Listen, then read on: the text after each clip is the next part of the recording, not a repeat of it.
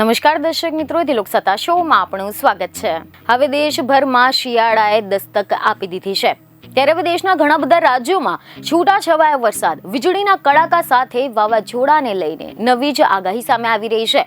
જ્યાં એક તરફ તો જાણીતા હવામાન નિષ્ણાંત અંબાલાલ પટેલે કેટલાય દિવસો પહેલાથી ભર શિયાળે ચક્રવાત અને માવઠાની આગાહી કરી નાખી હતી, ત્યાં હવે એવામાં ભારતીય હવામાન વિભાગ દ્વારા પણ હવે ચક્રવાત અને કમોસમી માવઠાની આગાહી કરવામાં આવી છે। એટલું જ નહીં, હવામાન નિષ્ણાંત અંબાલાલ પટેલે એવી બે સંભાવનાઓ જણાવી દીધી છે કે જેના કારણે ભર શિયાળે ગુજરાતના માથે ફરી એકવાર આફત આવી શકે છે। જી હા, સમાચાર એવા મળી રહ્યા છે કે હવામાન નિષ્ણાંત અંબાલાલ પટેલે એવી આગાહી કરી છે કે બંગાળના ઉપસાગરમાં 20 થી લઈને 25 નવેમ્બરની વચ્ચે ડીપ ડિપ્રેશનના કારણે ચક્રવાત બને તેવી શક્યતા છે। અરબ સાગરમાં 19 થી લઈને 22 નવેમ્બરના રોજ લો પ્રેશર સર્જાશે અને આ લો પ્રેશર સોમાલિયા કે પછી ઓમાન તરફ જો ફંટાઈ જાય તો વરસાદ નહીં આવે અને જો ગુજરાત તરફ આવશે તો વરસાદ લાવી શકે છે। નવેમ્બરના અંતિમ સપ્તાહ અને ડિસેમ્બરની શરૂઆતમાં બંગાળની ખાડીમાં લો પ્રેશર બનવાનું છે અને આના કારણે પણ ગુજરાતમાં કમોસમી વરસાદની શક્યતા છે।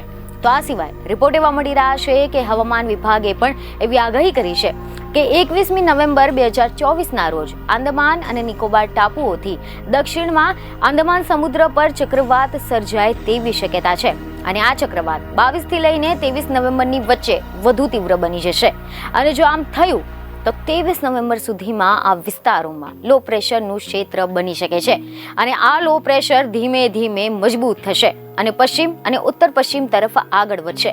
ત્યારબાદ તે વધુ મજબૂત બનશે અને પછી ચક્રવાતી તોફાનનું સ્વરૂપ લેશે અને આ સિસ્ટમ આખરે 26 અને 27 નવેમ્બરે ઉત્તરી શ્રીલંકામાં ટકરાશે અને જો આ સિસ્ટમ વાવાઝોડું બની જશે તો આ સિઝનનું બીજું ચક્રવાત હશે।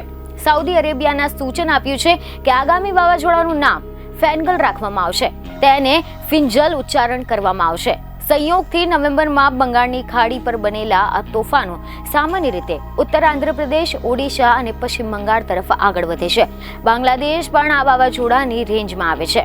બીજને ખબર સાથે ફરી મળીશું। ધન્યવાદ।